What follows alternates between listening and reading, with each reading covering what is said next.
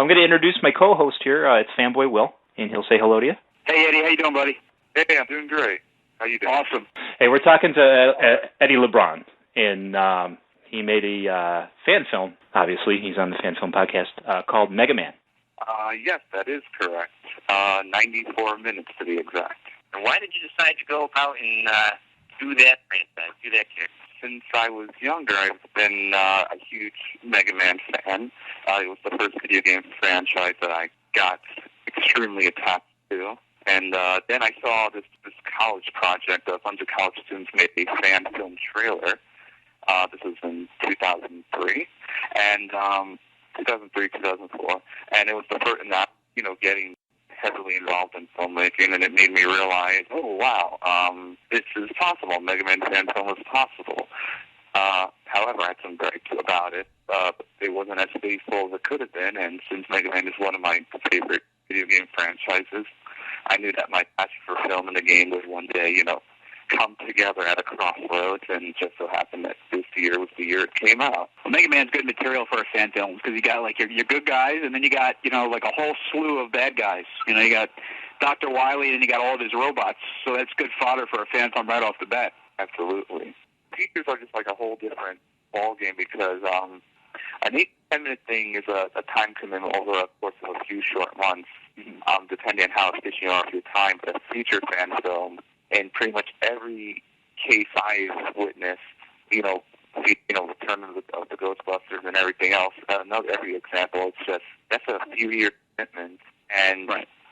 It's quite scary thinking that the next few years your priority is going to be, this project as opposed to a lot of pet projects you have. But I mean, if you're really, a big enough fan, you'll be able to, follow through with it over the next years. And even if there are delays and whatnot, in the end, you finish what you set out to do to begin with. And features just don't make that goal any easier. Yeah. How long did it take you guys to shoot that all together? From February 2008 to September 2008, and 2 days of pickups in 2009, I think June of 2009. Ah, not bad. That's pretty speedy. I guess that's what I'm known for. Is I'm one of the fastest shooters that I know. That's what she said. God damn it. I mean, the process is, in my mind, and I've noticed a lot of my colleagues work the same way, which I guess is why we all work quickly on each other's projects. Like a lot of my partners and, colleagues, the shooting is a process of, A to B to C, and you just get what you need to get, you get it right, and you move on. And the unfortunate thing is some filmmakers just kind of, the step from A to B is just so difficult, because they don't know what is good enough, or if it's, good enough, or should they do something else, should they get 5 more shots, the scene's not working, we'll redo it in 2 weeks, so on and so forth. It requires a lot of discipline, so I'm actually very fortunate that I work with a lot of people who have that discipline, right? Because I guess that's the downfall of many fan films, is I guess that's what separates filmmakers who make fan films or fans that make, fan films, and fan filmmakers that make fan films, so, yeah. It's just not, how you frame a shot. It's organizational skills as well. It's not necessarily filmmaking skills. I mean, you have to be an organized person to get everything succinct into an order to film a shot. That's true. I know some brilliant filmmakers, the smartest, people I know, but they have a habit of falling behind schedule, not getting everything they need. But they have brilliant ideas, but it's just, directing is 50% organization and 50% vision. And it's surprising how many people don't have both of those. Granted, I don't even think I have both of those. I just try to get the job done. Can you break down a little more the cost, time, your costuming? I would say most of the budget did go into the costume. And so we were spreading the budget across multiple costumes, Proto Man, Mega Man, 3 Robot Masters, and various other artifacts here and there. I wouldn't say that. I would say most of the budget, not a majority of it, went to it. Probably more than 50% of the budget went towards costumes and various prop matters, and everything else was food, transportation. Every location we got, I would say, every location we got was free. I owned the camera, I owned the lights, I owned the equipment. Everyone who worked on the film worked for free. I think the only thing I had to pay for was, in terms of the cast and crew, of course, was food, transportation, and the makeup for Wiley, the old age makeup, and just various, small expenses here or there that just kind of built up. So I mean, the thing about the budget is what the budget was. It's pretty much right there on the screen. We didn't spend it on the camera equipment and all that because we already had that already. So the philosophy is the money has to go to where we're going to see it. We want to see the money. So if we're going to spend most of our budget behind the camera, it depends. Is it going to affect the quality of the film? If it is, we'll spend it, but sometimes it doesn't. And if it doesn't, why spend the money? So that's pretty much it. But you guys, not that you cut corners, you like there's some retro equipment that you, which kind of looks futuristic. You know what I'm saying? You're using old machinery that is new again. Oh yeah, that was a design on the producer, acting as the production designer, which is, since this movie did take place, not the movie, since this game was created in the 80s, even though it doesn't take place in the 80s, he kind of wanted to up the retro vibe, which I felt that was an interesting aspect to bring to it, because if you look at the, still shots and designs of, I think mainly in probably MegaMan 7 of Light Lab or MegaMan Power Up, and, all this, there is this retro vibe to it. It looks like the future, but it doesn't look like the future that will actually happen, in which things will be scaled down, things will be more efficient. Things seem, in the MegaMan universe, bulky, and things are just very busy and colorful and whatnot. So that was pretty much the design on the film. I mean, with a little more money, we could have, spruced. We would have stood in the same retro, vein, but we've just been able to spruce some things up and add more flair to the background and, more graphical elements, light and signage. But pretty much, I mean, that was the whole production design of the film, was getting that retro thing. And in terms of, just the costumes and what we spent on them, the goal was to spend enough on the costumes to get the point across without looking stupid. If we had a little extra money, we could have done, more with the costumes, of course, but the goal was we want the costumes to look good. But how can we do that with this amount of the budget? Because we can make the producers who were, working the costumes, they can make the costumes look good on any budget, but the higher the budget, the more that's going to affect the design, so they had to just kind of accommodate. I'm pretty sure if we had like $20 of a costume budget for MegaMan, they would have bought a shit ton of plastic signage. They would have painted that. They would have melted down, mended it, and made a costume out of that, and it would have looked just as good, just because of their ingenuity with, what's given to them. But the more money you have, the easier it is to, get something that's pre-made or pre-existing and just kind of retrofit it. Are you feeling all right, Rock? I feel fine. Just trying to get my bearings. My name's Thomas Light. I created you. You're my father, then? In a sense. This is Roll. She's your sister. Roll, please let go of him. Let go, Roll. Sorry, I just got caught up in the moment. That's all right, dear. Are you feeling completely functional? Any disturbances along those lines? Everything checks out. You said Rock. Is that my name? Yes, it is.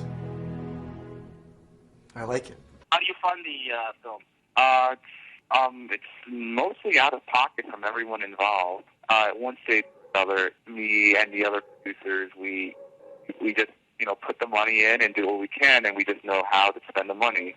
We know not to spend too little, but we know not to spend too much, which is great because me and those that I work with, we're kind of sharp when it comes to finding good, cheaper alternatives to various solutions, yeah. And that'll help. I mean, when we get an actual, big budget, we can make more out of it since we'll know what to do with every little dollar. Do you have a favorite Mega Man game out of all, including now? Anything? Yeah, I would say graphically, I would say Mega Man 7 is my favorite graphically.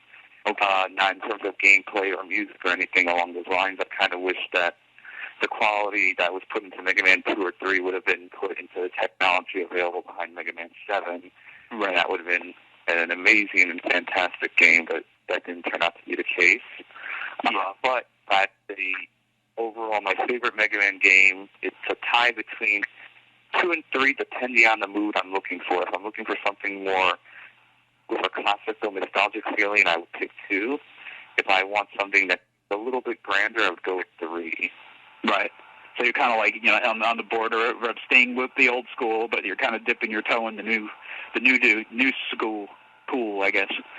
Exactly. I kind of feel that 2 and 3, they just go in hand because, Capcom and the makers of the game were just on a roll from 2 and 3, so 2 and 3 kind of like go together the way I would see Back to the Future 2 and 3, go together. Right. That relationship between the 2 games, and then after that, things start their decline. So right. I would always put 2 and 3 in the same categories.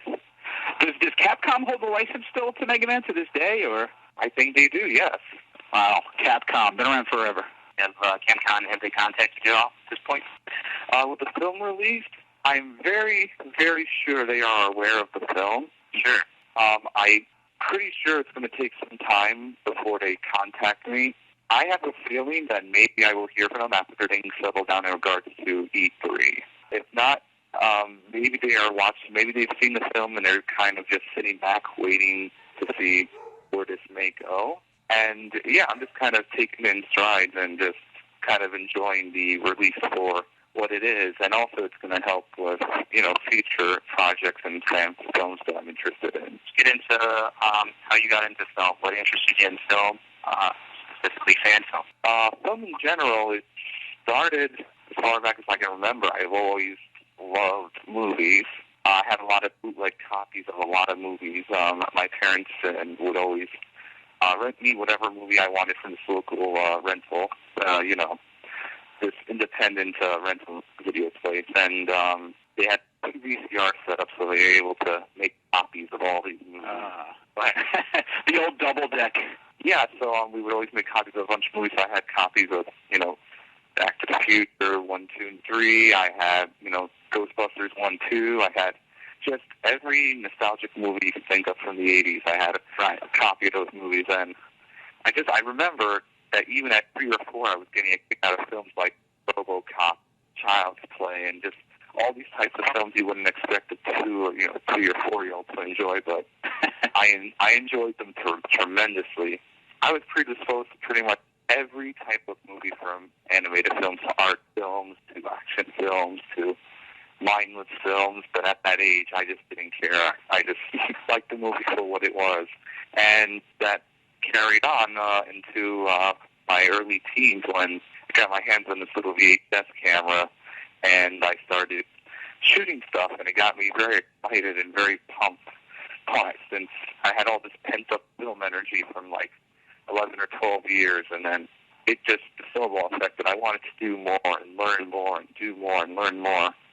And I mean, that's pretty much where I'm at now, even though I am, freelancing and I'm working, in the New York film scene.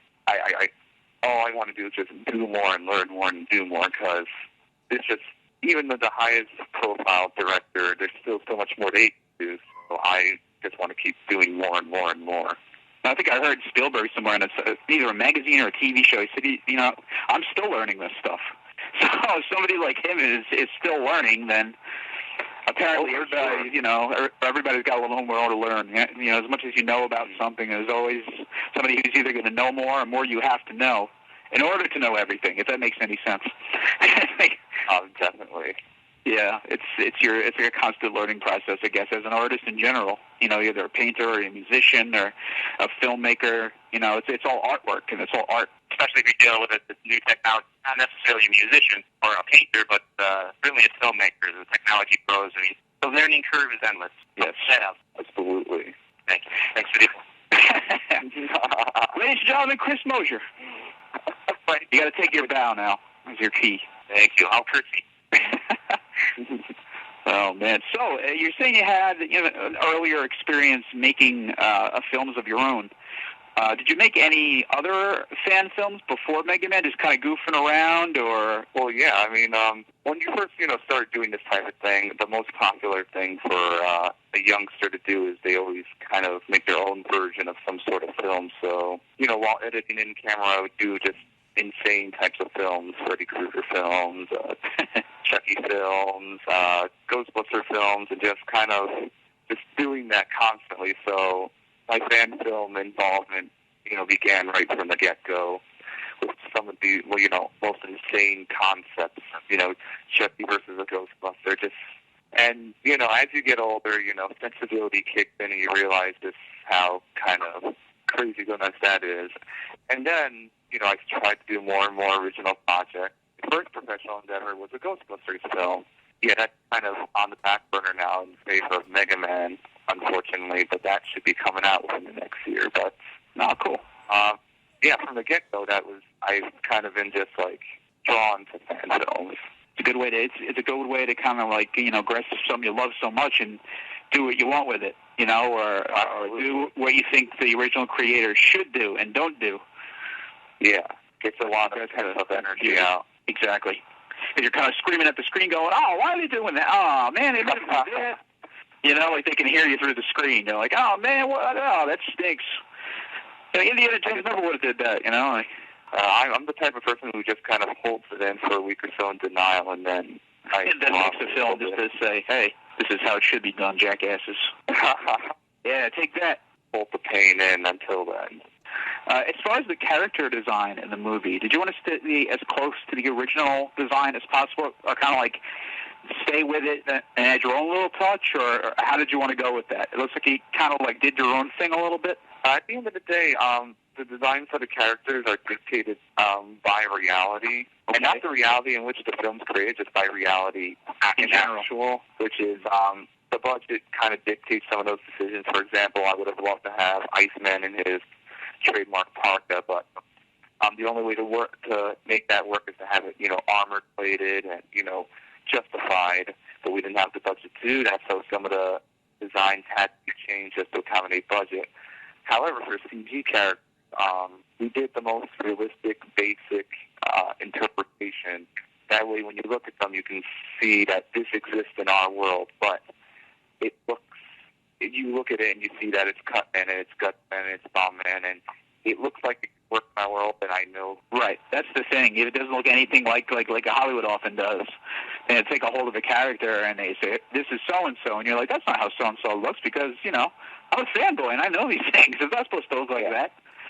You can't fool the audience, and if you try to fool them, they don't like it. They usually get pretty upset with it. When a director or a creator, takes something they love so much into their hands, it just completely fucks it up, for lack of a better term.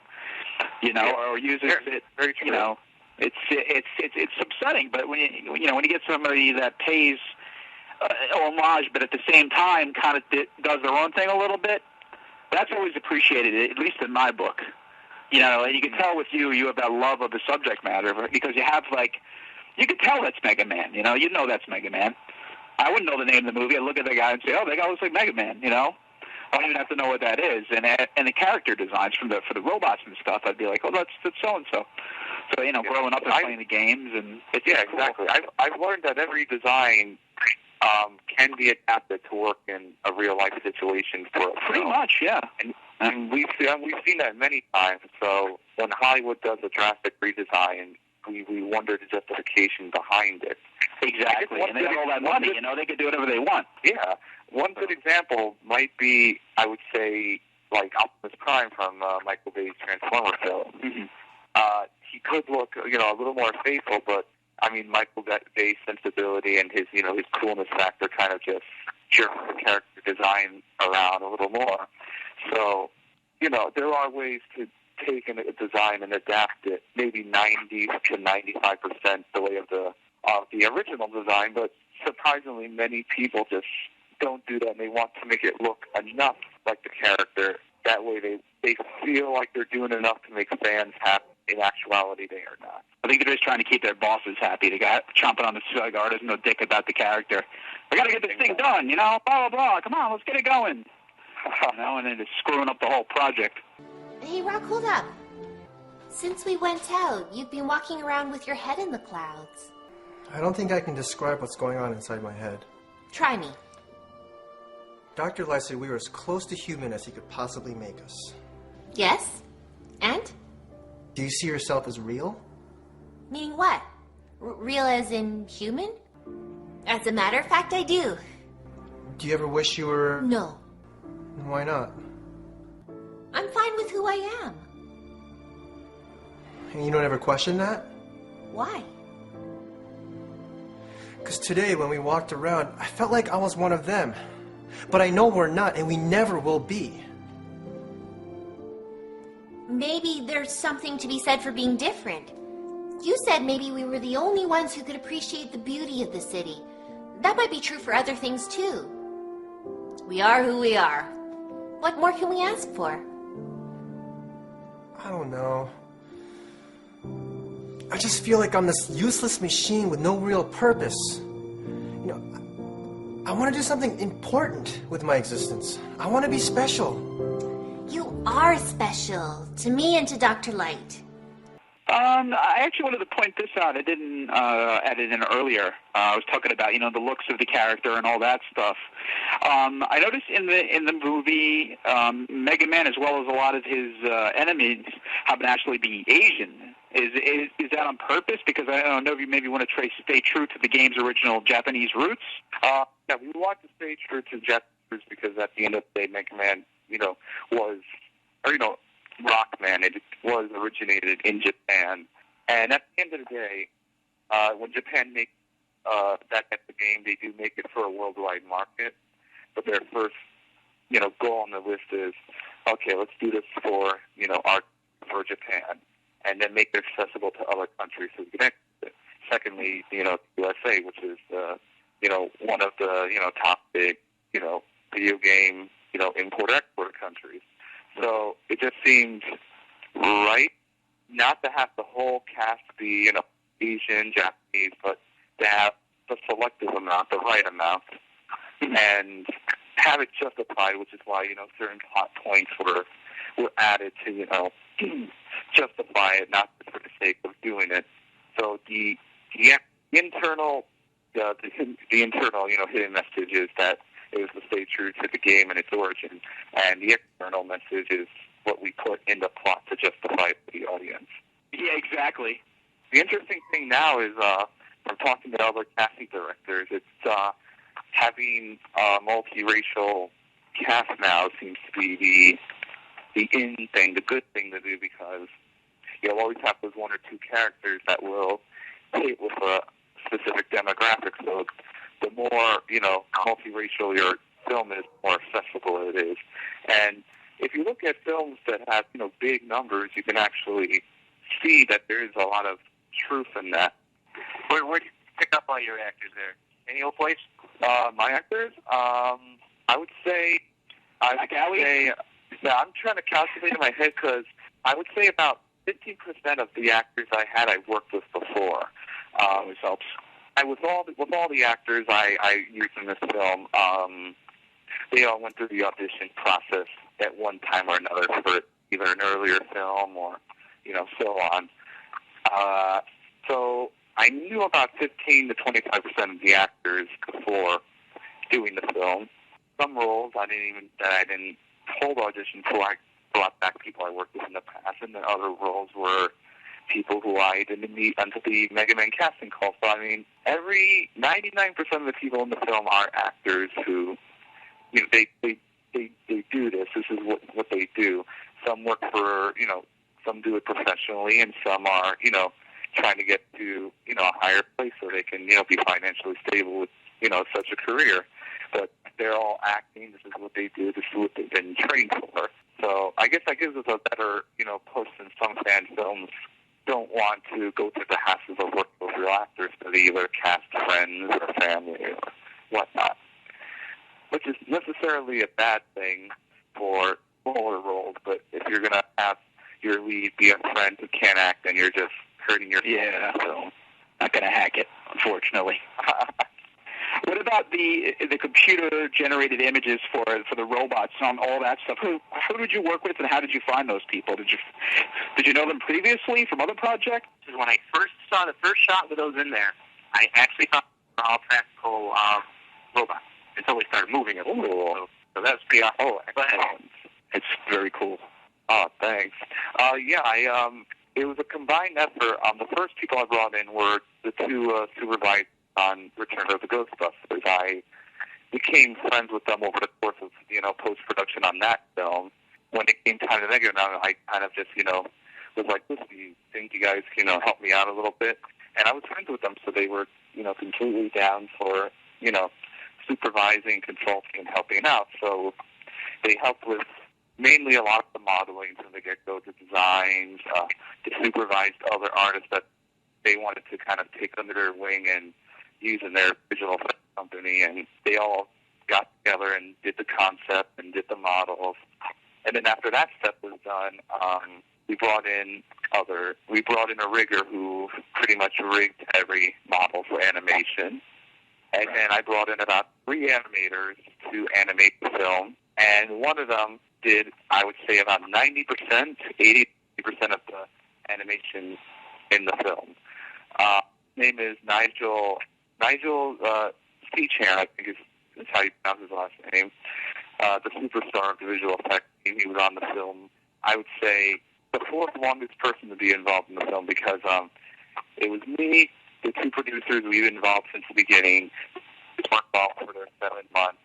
Nigel was involved for a year and a half, and he was the superstar who kind of saved the post-production of the film by doing most of the work. And I did all the 2D compositing effects, and between all of us over the course of 2 years, we were able to finish all these visual effects.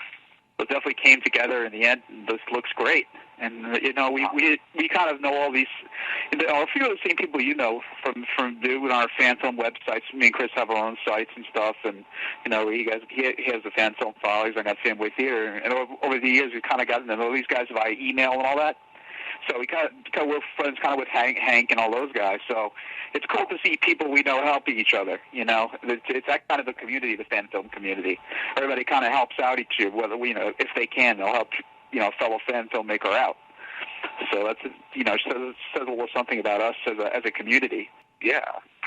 Everybody knows somebody. Small world, yeah. That's what it is, exactly. Everybody knows somebody. And at one point, we're gonna help each other out to get from point A to point B. We're all going to get together and make an Academy Award-winning film, right, Chris? You and me? What are you talking about? I'm talking about everybody. We're going to get everybody involved. Every single fan filmmaker ever. Wouldn't it? All of us. You're going to join hands, get together. I'm just kidding, stupid. I tend to do that all the time. This isn't an out of the ordinary thing for me. Just so you know, throw that in there. Dry sense of humor. I like dry sense of humor, so it works out for me. Good. It's kind of like that Dave Letterman thing, kind of throw a joke at you, and that's that. Yeah. There it is. There's your joke. Like it or not. Okay, let's get back to the particular questions here. Was the film, by any chance, all shot in New York City? Because it kind of looks like New York City throughout the film. Is that the case, or were there other locations? That is the case. We shot a majority of the film in New York City.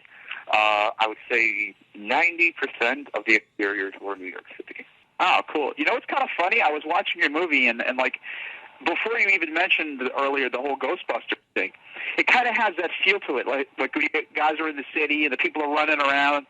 It kind of actually reminded me of Ghostbusters, and that kind of a feel, like, it had that feel. This is New York City. Because when you're watching the Ghostbusters, you know that's New York City, and it feels like it's New York City, And your film definitely had that, so... Yeah, that's definitely something a lot of New York City filmmakers always, love to try to get across, because New York has this very unique feel. Because every city has a very unique feel to it. Exactly. But one of the best ways to establish an atmosphere in a film is to know what city you're dealing with, and the best way to take advantage of its atmosphere and the various styles and all the little nuances of what makes it so unique and wonderful compared to all other cities, which are just as unique and wonderful, but each city's got their own little taste. There's no place like New York. That's quite true indeed. Where you can walk down the street, it could be a guy talking to his sock puppet, and and it goes unnoticed.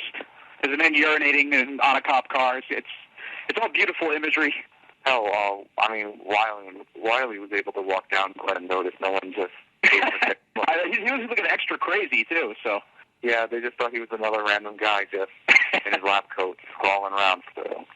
Just another common New York weirdo. There he goes, Dr. Weirdo.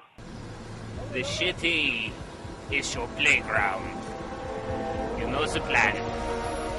Make your mark and destroy everything. There he is. How did you find that guy? That guy I thought he did a really, really good job. Is bringing out kind of like the eccentric genius side of Dr. Wiley. He auditioned like everyone else. Did you have to say, okay, act like as crazy as possible? We're going to try and get this. What we did was we did one normal read, and then we did one kind of over-the-top German read, just to see, where he would go with this. And we loved the German read so much. It was so fun to watch that. We had a lot of great Wileys come in, and ultimately our decision was between his portrayal of Wiley and another man who was just as equally as good, but in a completely different direction. His was kind of like David Fincher's Wiley. Just kind of a more, serious, more reality-based, grittier Wiley. Not as crazy, kind of. Yeah, it's all internal, and, it's type of man body, and I won't say as much, but we assessed the film and what type of tone we were going for, and at the end of the day, Dave Malbeck's Wiley just seemed like the Wiley that a majority of the fans, would want to see and were hoping to see. And also, it was just more faithful. As much as it would be interesting to see a real serious Wiley, at the end of the day, Wiley isn't a real serious guy. No, and he's meant to be like a fun, over the top, kind of almost like a cartoon character come to life. That's what he reminds me of, kind of. Yeah, the character has no restraints. He's just kind of, there's no block in his mind. He just goes for broke.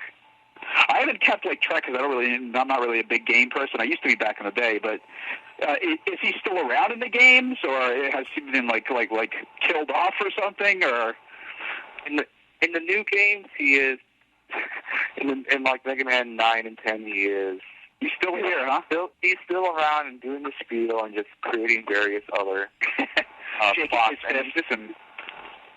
And you just wonder after, 10 times of this in various incarnations, using other people to take the blame and so on and so forth, you wonder just kind of how far will this guy go and how far will it be until he's in maximum security prison or, sent to the electric chair. So, I mean, the guy has no restraints and he knows when to give up. He'll always come back again eventually after everyone's guard is down. Right. A sneaky guy. The conniving fiend. Where are you, Chris? Did you fall asleep on us? I'm still here. I also said this last time, and I just kind of going to put a couple sound bites up there, but that Doc Light is the guy that plays Doc. Sounds just like Adam West. Optics responding. AI bandwidth operating at full capacity. Some days you just can't get rid of a bomb. Either Batman or the mayor of Family Guy. Take your pick. Which one? Whatever character he played, it was Adam West. It was Adam West doing Adam West. That's what the Adam West is, Dr. Holt. Yes. That's perfect Hollywood casting right there. Basically, in a kind of close-up question, I know that you have as of now, a pretty successful fan film. It's really good. It's on a lot of websites. It's on a lot of, like gamer websites and even fan film websites and YouTube and all that stuff. So you've got to get some attention for the film. So you've been invited to, I'd be willing to wager more than a handful of places to show your film, correct? Oh, for sure. All that stuff? Festivals, club screenings, conventions. I'm pretty much getting, and also just random screenings at, reputable theaters just for the sake of them just wanting to show it. So, and it helps with, expanding the audience to, people that they are not that familiar with MegaMan, but, will learn and, it'll gauge their interest towards the game. So I guess that's where, Capcom gets a little something out of this. It's kind of expanding their territory, if you will, to others who may be on the fence to play these games, or people are just kind of unfamiliar but now want to give it a try after seeing this. Where do you think you've seen the best reaction to your films? At a comic show, at a game show, at a, where do you think the biggest audience was in all those places? Sci-fi, cons, all that stuff. Well, I know our biggest audience will be in 2 weeks at the School Attack Gaming Convention, but in terms of actual attendance so far, the biggest audience we had, I think, was by a few, was the premiere screening in New York. Okay. But my favorite experience with the crowd was the first time I showed the rough cut in December at MagFest in Virginia. The reaction from festival to festival has been exactly the same, which is great. They know, they laugh at the right moments, they cheer at the right moments, they, everything is, right on cue. But the first time, hearing people kind of react in ways I didn't expect, there are moments in the film where I just took it for what it is, but then when something happens and the energy's pumping up and you hear just the air being sucked out of the room, it's, I would say there's a sequence in which the most popular in terms of the fan reaction is, the second most popular was Blues and his destruction of Electman. There has yet been a screening that has not reacted with a, unanimous, oh my God, the loudest anyone can do, everybody in the room, it just comes out of left field. But the best reaction has been right when the Wily Castle comes out from behind the city. And for some reason, everyone who's involved in just the specific, the robot master aspect of the film that forget the final bosses, and when the castle comes up, the air is sucked out of the room. And then to add to that, the Proto-Man in costume finally, and then we see the Yellow Devil, and that kind of pushes that 5 minutes. Just at any given screening is like an adrenaline ride because everyone is going through so many emotions. Everyone's getting goosebumps and crying and all that stuff. I mean, yeah, it's just like freaking mind blowing. So that screening was probably my favorite. It was only a rough cut screening, but I have a feeling the one at School Attack is probably going to be easily my favorite, just because not only the attendance, but everyone there has probably seen the film. Half, I would say at least more than half, and they're just going there just to experience it with an audience. So there's going to be a lot of positive energy in that room. And for a fan film, I'd say, I mean, you're stepping up the game there. I need 4 minutes and $5,000. Easy. Thank you. It can be done. Yeah, I was in denial for that whole. From the beginning, I knew one day it'd be done, but it's just until it gets done, you just don't really believe it. And then the day it came out, I was in complete disbelief that 3 years and finally I'm here. And the fact that it's done just kind of I did what many have tried to, and not is just not only the completion of a film is one thing, the completion of a fan film is another thing. The completion of a effects-heavy fan film is another thing, and then the fact that it's a feature. Mm-hmm. So it's just that, I've done what many have, tried to do but couldn't, and in that alone, I'm extremely proud of what I did. You should be. The end result is awesome, man. It's a really great movie. Thank you. All right, Eddie, why don't you finish up for us? Just tell us... I got DVD/release. I don't know. I wrote that down if it's coming out on DVD or not, but you can answer that. Just give us what's happening in the future for you there. We're currently working on a 2-disc set for the MegaMan film. It's going to have a commentary, all the special features and whatnot. It's going to be packed, and it should feed a lot of the hunger people have for more MegaMan content. Special features packed. After that, I'm going to be completing approximately 2 films that I've had on the back burner for the last few months. One was a thriller. Another was a film that began as a Metroid film but became something original. It's called Ray. It's supposed to be an ode to 80s sci-fi films, Alien, Blade Runner. And then in about a month, I'm shooting a short sci-fi romance. And then the idea was to take all these shorts, the shorts I've done over the last year, put them in a DVD, sell them for $10, and we're going to be doing a campaign in which if we sell a specific amount of this DVD, we will take a majority of the proceeds and make a 15-minute Mega Man X short. And if we sell a larger amount of these copies, based on 300,000 views, if 10,000 of those people buy this DVD at $10 a pop, we will officially greenlight Mega Man 2, and we will do it. Yeah. Come on, people, we got to start buying these movies. When do you put them out there? When are you planning on releasing them?